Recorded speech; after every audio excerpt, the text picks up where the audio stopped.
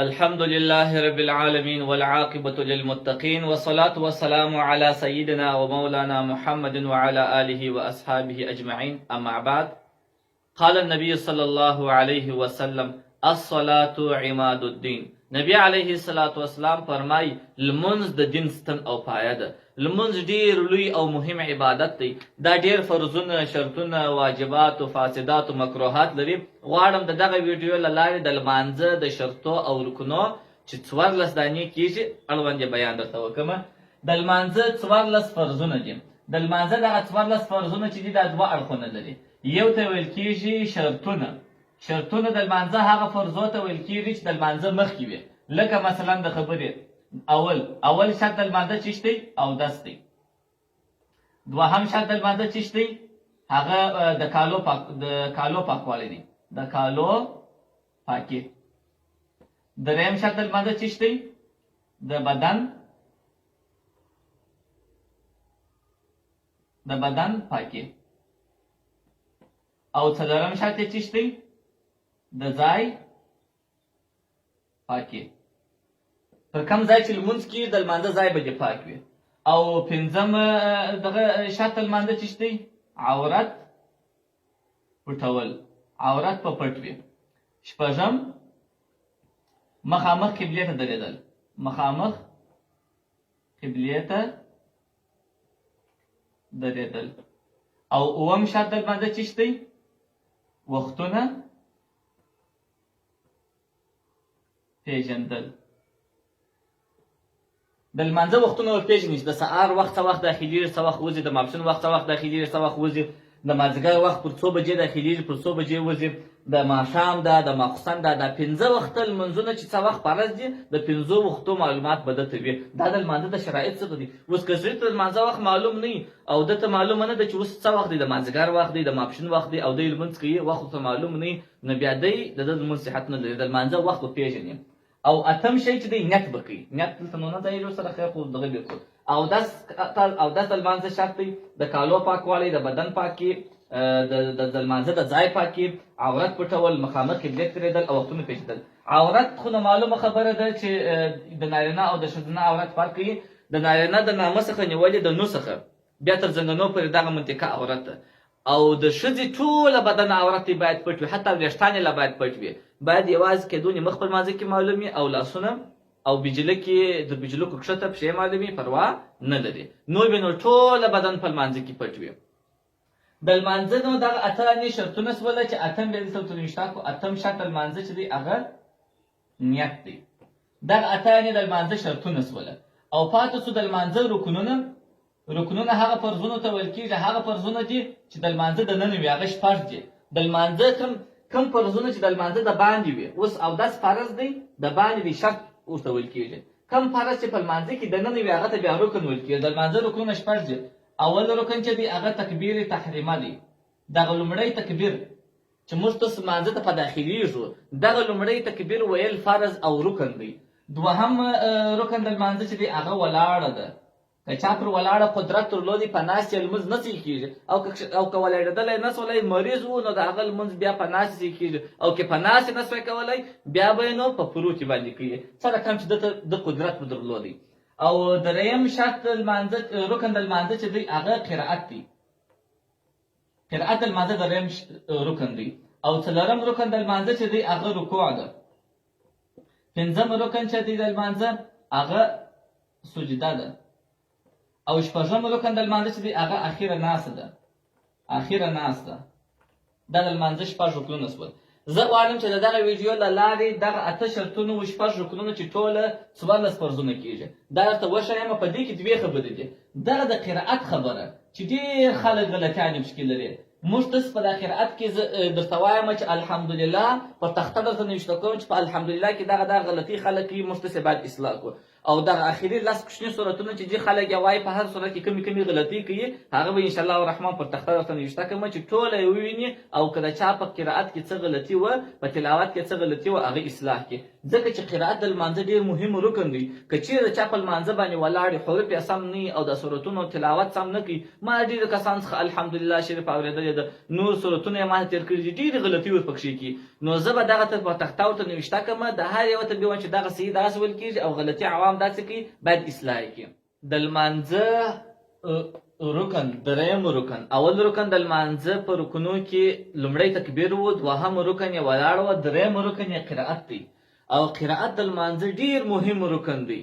خصوصا د الحمدلله شریف زده کړه که د چا الحمدلله نه وزده او دا هغه صورتونه چې دی په لمانځه کې وایي دا یې نه وزده غلطي یې پکې درلودله نو بیا به دی وخت لمونځ به کوي او په لمانځه کې به نقصان وي او لمونځ به نه صحیح کېږي.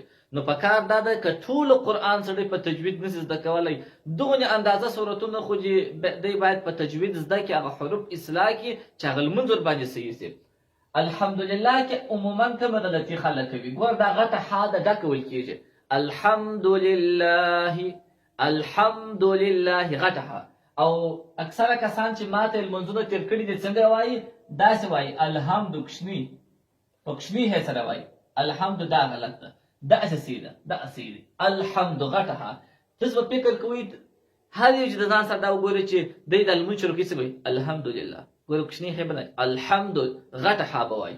دوهم رب العالمین دا دوهم کومه غلطي پکښې کې ده رب العالمین رب دا عین دی عین ډک ویل کېږي نو دغه رقم ویل یې صحیح دي. بعضې کسان څنګه وایي رب العالمین وایي داسې کې الف چینجور کې عالمین عالمین غلط دی داسې به نه وایي د الف په رقم به نه وایي عین به ډک وایي رب العالمین. بله غلطي الرحمن الرحیم دا صحیح دی غټه ح ده دا دواړه دا هم بعضې کسان څنګه وایي رحمان رحیم داسې وایي رامانی رحمان رحیم داسې به نه صحیح کېږي رحمان رحیم به نه وایي رحمان الرحیم غټه ح ده. ډېر کسان داسې چې ما ته لمونځ کوي ورته وایي چې دا داسې مه وایه چې دا رحمان رحیم نه دی رحمان رحیم رحمان نه رحمان رحمان الرحیم. بله غلطي مالک یوم الدین دا صحیح دی په دې کې تر اوسه پورې چا دغه نه دي کړي. بله غلطي په دا ادا کې کوي دا ایاک شد لري دا یم شد لري ټینګ ویل کېږي ایاک نعبد ما چې ځینې اورېدلی څنګه وایي ایاک نعبدو ایاک نعبدو ایان ټینګ دا شد چې لري څنګه ویل کېږي ایاک نعبد و ایاک نستعین دا معین دی. یو خو د عام کسان دغه یې چې دا کم شدون لري ټینګ ویل کېږي دا ټینګ نه وایي بل داسې دی دا عین په الف بدلي نستعین په ځای باندې نستعین وایي نستعین الف په رقم به نه وایي نستعین نستعین دا عین دی. ایاک نه کې ټینګ وایي ځکه چې دا شد لري دغه شی دا دوه غاښه لرونکي دغه دوه غاښه لرونکي شی چې پر کم تورې باندې وي دا شد هغه ټینګ ویل کېږي ایاک نعبد و ایاک نستعین. اهدنا الصراط المستقیم دا غټ قاف دی ډک ویل کېږي. ډېر کسان یې څنګه وایي دوه غلطي په دې کې کوي یو خو دغه نون چې دی دغه د سواد سره جنګېږي اهدنا الصراط اهدنا الصراط سواد زیات لري اهدنا الصراط المستقیم دغه نون د سواد سره نه جنګي څنګه وایي اهدنا صراط المستقیم اهدنا صراط المستقیم نون جلا کې سواد جلا کې یا دغه نون د سواد سره جنګېږي اهدنا الصراط المستقیم دی کښنی کاف وایي مستقیم مستقیم کښنی کاف دی بیا معنا غلطېږي اهدنا دا نون به د سواد سره وجنګوئ اهدنا الصراط المستقیم غټ کاف دی دا غلطي هم په ډېرو کسانو کې وي چې دا کاف غټ کاف په کوچني کاف سره بدلوي او نون سواد نه سره جنګوي اهدنا الصراط المستقیم صراط الذين أنعمت عليهم غير المغضوب عليهم ولا الضالين فدغه باندې مد نه کوي ډېر کسان ستا چې دا وایي ولا الضالين بس یا دغه ډېر کشېږي شپږ الف به قدر کشېږي ولا الضالين دغه به کشوي ځکه دغه مد کشول ضروري دي که چا دغسې نه کشوله نو د هغه په تلاوت کې بیا نقصان دی.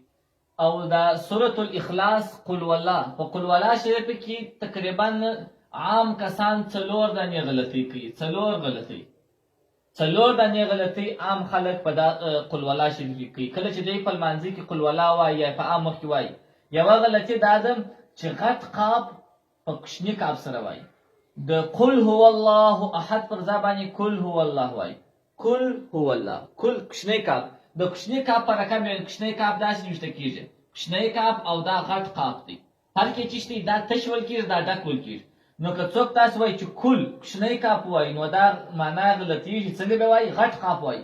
قل هو الله احد. دا یوه. بله غلطي داسې کوي چې الله دا د ها پیش سواد شد لري. صمد. الله الصمد. دغه ها به د سواد سره جنګ وي. الله صمد به نه وایي. الله صمد. الله صمد. دا ها او سواد سره ونه جنګه، دا غلطي ده. ډېر کسان یې کوي چې دغه ها او سواد نه سره جنګوي. باید څنګه ویل سي؟ الله الصمد. دا ها د سواد سره وجنګوي. الله الصمد. بل غلطي لم یلد ولم یولد. دغه یې پیش لري، واو ساکن دی. لم یلد خو نه کشیږي. لم یلد ولم یولد. دغه واو چې لري یو څه باید کش کړي. لم یلد ولم یولد. دغه یو څه کشیږي ځکه چې واو لري. نو چې غلط یې وایي هغه کسان څنګه وایي؟ لم یلد ولم یولد. لم یلد ولم یولد. دا نه کشي. دغه یو باید یو څه کش کړي. لم یلد ولم یولد. دا یو څه کشیږي. بل غلطي دا ده ولم یکن له کفوا احد. کفوا وایي. دا کا پیش لري، فا پیش لري. کفوا به وایي. ما چې ځینې اورېدلي د دوی څنګه وایي؟ ولم یکن له کفوا احد. کفوا کاف د فی سره جنګي. کاف او فی نه سره جنګیږي. باید کاف ته جلا پیش ورکړي، فی ته جلا پیش ورکړي. ولم یکن له. دا کاف چې دی ولم یکن له. ولم یکن له کفوا احد. کفوا سیه داس دی. کاف پیش لري، فا پیش لري. کفوا احد. او په سورة الکوثر کې کومې غلطیانې کسان کوي؟ په دغه لومړي آیت کې یوه غلطي کوي او په دوی غلطي تقریبا په دې صورت کې هم کوي. اوله غلطي خو دا کوي چې دا شروع کېږي کله داسې شروع کېږي. بسم الله الرحمن الرحیم. انا اعطیناک الکوثر. عام کسان یې څنګه وایي؟ هغه داسې وایي انا طوینا. انا طوینا. انا طوینا. دا غلط دی. دا الف د نون سره وجنګي. نون به داسې ولاړ کی. انا اعطینا. حمزه به د عین سره وجنګي. انا اعطیناک الکوثر.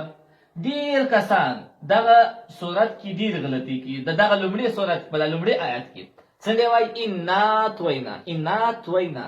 حمزه و عین که سره ایسته کی. انا حمزه به د عین سره وجنګي. دا به کش کی. څنګه وایي؟ انا اعطیناک الکوثر فصل لربک. دوه لام دي. فصل لربک وانحر. غټه حاده. وانحر شریحه بنوه.